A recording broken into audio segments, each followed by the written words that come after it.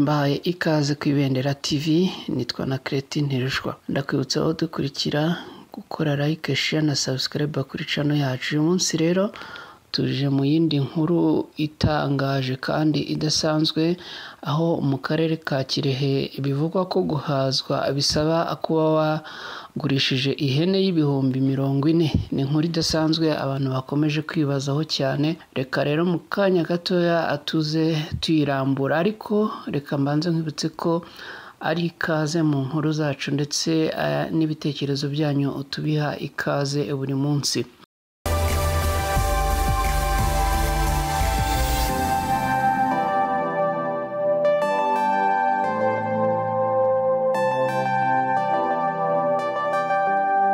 Muri paruwasi ya Kirehe yaragijwe mutagatifu Mariko, abakristo baho baravuga ko batakijya guhazwa. Ibi rero bikaba biterwa nuko ngo iyo utaratanga ibihumbi 40 by'umusanzu w'inyubako ya shapeli ngo uba utemerewe. Ni mu gihe Padiri mukuru w'iyi paruwasi we avuga ko aya makuru ntayo azi. Nyamara ariko mu itangazo tubona muri iyi nkuru dukesha ikinyamakuru Rubanda cya hano mu Rwanda, biragaragara yuko iyi shapeli yashyize urutonde hanze rw'abantu n'umusanzu basabwa gutanga. Uru rutonde kandi tukaba tubona ko ruriho kashe y'uyu umuyobozi w'iyi kiliziya. Mu mwaka w'2021 mu kwezi kwa Mata nibwo paruwasi ya Kirehe yasohoye itangazo rigaragaza buri cyiciro umukristo abarizwamo ndetse n'umusanzu asabwa gutanga kugira ngo shapeli iriho yubakwa muri iyi santere ya Nyakarambi izashobore kuzuzwa.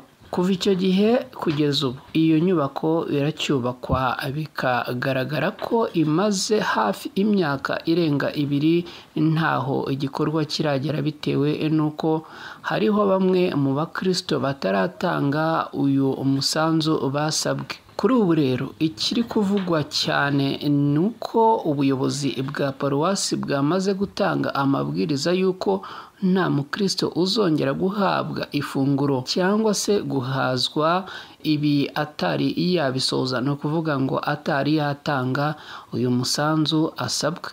Kuri uru rutonde biragaragara yuko abantu basabwa gutanga uyu musanzu bashyizwe mu byiciro. Ni ibyiciro bigera kuri 7, aho icyiciro cya mbere kirimo abana biga muri pirimeri basabwa gutanga amafaranga 1000. Icyiciro cya kabiri kikaba ari icy'abiga mu mashuri ya segonderi na kaminuza basabwa gutanga 2000. Naho icyiciro cya gatatu kikaba ari cy'urubyiruko rutiga n'abanyonzi, bakaba basabwa gutanga 20,000. Icyiciro cya kane kikaba kirimo abahinzi borozi basanzwe, aho basabwe nabo gutanga 20,000. Naho icyiciro cya gatanu kikabamo abamotari, abafundi, abadozi, abacuruzi n'abanyabukorikori bo mu rwego rwa mbere basabwa gutanga 40,000. Naho icyiciro cya gatandatu kikabamo abakozi ba leta n'abakozi b'ibigo byigenga bahembwa munsi y'100,000, abahinzi borozi babigize umwuga, abacuruzi n'abanyabukorikori bo mu rwego rwa kabiri. Aba bakaba basabwe gutanga 60,000 y'amafaranga y'u Rwanda, mu gihe kandi abari mu cyiciro cya nyuma aricyo cya 7 bakaba ari abakozi ba leta n'abakozi b'ibigo byigenga bahembwa hejuru y'100,000, abacuruzi n'abanyabukorikori bahambaye b'umwuga. Ni ukuvuga ko abari mu urwego rwa gatatu bakaba basabwe gutanga amafaranga 100,000 y'u Rwanda kugira ngo bose bemererwe kuba basubira guhazwa. Uko aya mafaranga rero agomba kwakirwa nk'uko tubikesha iri tangazo ryashyizweho umukono ku itariki 22 z'ukwezi kwa 4 mu mwaka w'2021. Iri tangazo rigashyirwaho umukono na Padiri mukuru wa paruwasi ari we Narcisse Butera.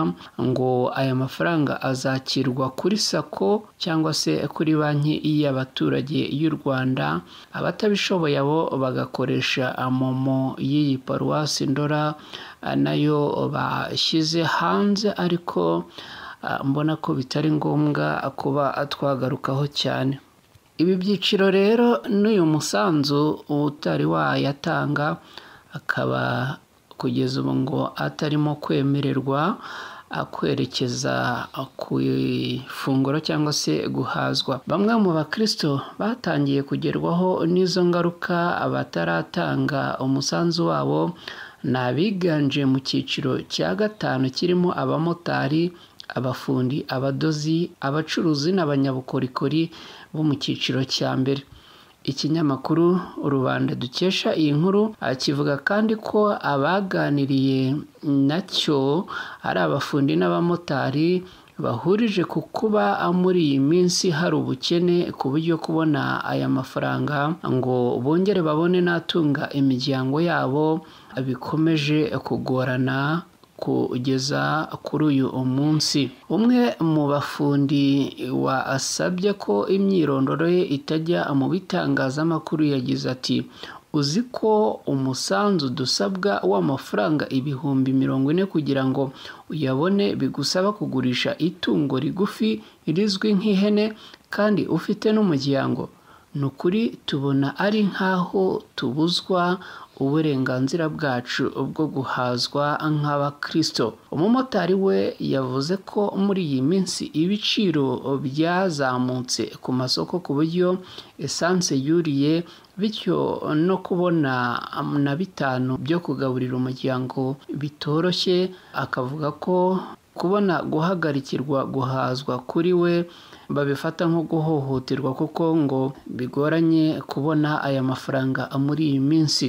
Twashatse kumenya niba ibivugwa n'aba bakristo bakora akazi gatandukanye ari byo. Padiri wa paruwasi ya Kirehe Narcisse Butera avuga ko iby'aya makuru ntabyo abiziho. Ati, nta byinshi navuga kuri iki kibazo kuko ntabwo biri mu nshingano zacu zo kwema abo bakristo guhazwa.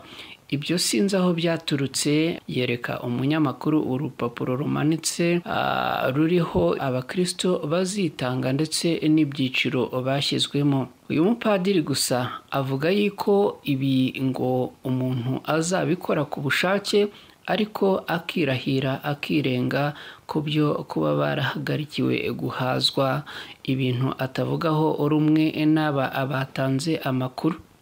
Ni kenshi mu madini n'amatorero iyo hari ibikorwa bijyanye no kubaka insengero usanga hafatwa ibihano bikakaye ndetse bikumira bamwe kugera kuri zimwe muri gahunda z'insengero n'amadini. Bikaba rero ibi bitandukanye n'imyemerere cyangwa se no kwishyura ukizana kw'abaturage mu Rwanda. Twagerageje kuvugana na musenyeri wa diyoseze ya Kibungo ari naho iyi paruwasi ibarizwa, ariko ntibyadukundira gusa. Tukaba tubizeza ko mu gihe byaza kudukundira twaza kubagezaho iby'iyi nkuru mu nkuru zacu zitaha. Ndeka bashimire mwe mwese uburyo mubana natwe. Ni ku Ibendera TV, nitwa na Kirehe Rushwa. Mugire amahoro.